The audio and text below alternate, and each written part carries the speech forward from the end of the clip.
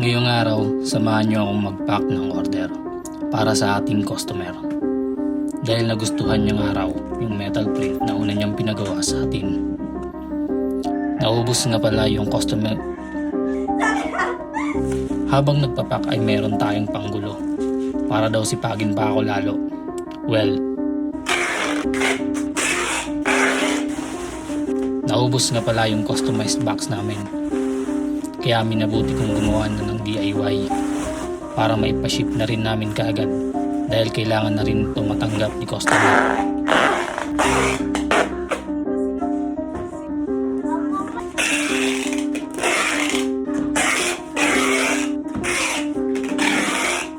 Siya nga pala, JNT ang gamit naming courier para makarating ito sa inyo ng safe.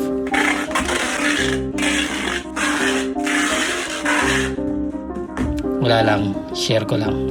Order ka na rin.